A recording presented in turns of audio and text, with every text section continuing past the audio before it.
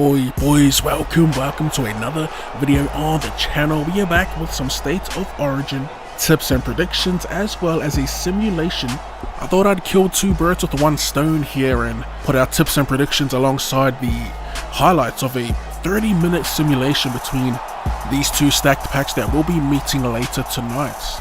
As for our feelings during one of the most anticipated days on the rugby league calendar, I will say this: even though it's at Suncorp, I do have faith in Queensland, but I'd be lying if I said I wasn't nervous.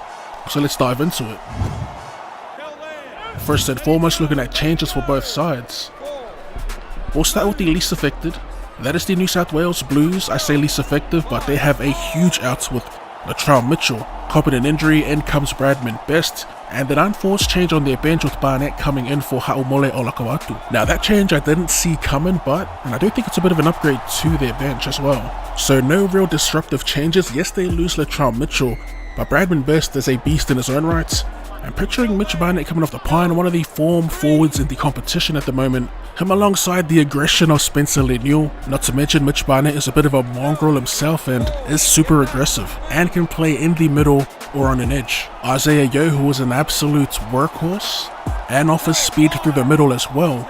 With spark from Connor Watson, not only is this bench well balanced, but the team as a whole is well balanced. And they've been playing better footy in these first two matches, in my opinion. Again, this is coming from a Queensland supporter.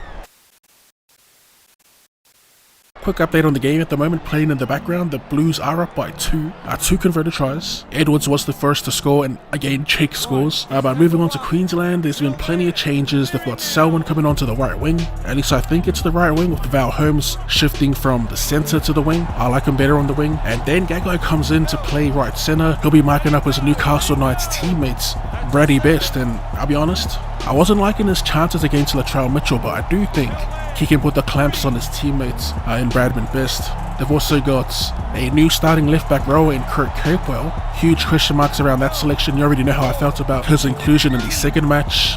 Who knows what's going on with Fafita? That's been a topic for the longest. It's been quite long and drawn out, so we won't go there. And a bit more spark off the pine with Kalen Ponga being added there. So the Queensland bench makeup, by the way, consists of Harry Grant, Waiaki Fotuaika and Felice Kaufusi, their middles, and KP, their backline cover. So Queensland, why am I a little worried for the lads heading into game 3? Basically, I just don't think they've been playing that well, even in game 1, which is funny because they did have the man advantage for a majority of the game, and despite now having the same group of players now for 3 series in a row, they haven't quite flowed, especially when it comes to their attack, which is ironic. You'd expect them to be more cohesive. I imagine if you're a Blues supporter, you'd be super confident heading into the cauldron, the fortress that is Suncorp. I do think the Maroons can get the job done, and I'm expecting huge efforts from our forward pack, especially for our back line's sake, because if we can't get any motion through the middle of the field, we'll be super reliant on DCE's kicking game. I'm not saying that he can't do the job on the back foot.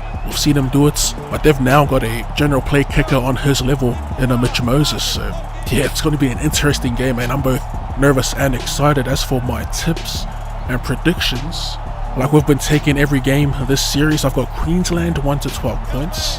And we're going to steer away from Hamiso Tabuai-Fidow, who saluted in both games for us. We're going to go with Val Holmes on the wing to score a try. And on the side of the New South Wales Blues, I've got Bradman Best. Pretty much the same thoughts we had with our pick with Latrell Mitchell. If Luai has some strike outside centers, he knows how to get them some early ball. So I do see Bradman Best bagging one. We'll stay on that buzz. That's Queensland 1 to 12.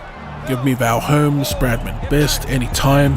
Man of the match, I'm going to take one of the Queensland mids. I'm going to go with Paddy Carrigan to get to his explosive best like his debut Origin match. And to pick up the Wally Lewis medal, my original pick was Lindsay Collins. That was prior to the series kicking off, but after a man of the match performance in game 1, I could see DCE picking it up if Queensland win.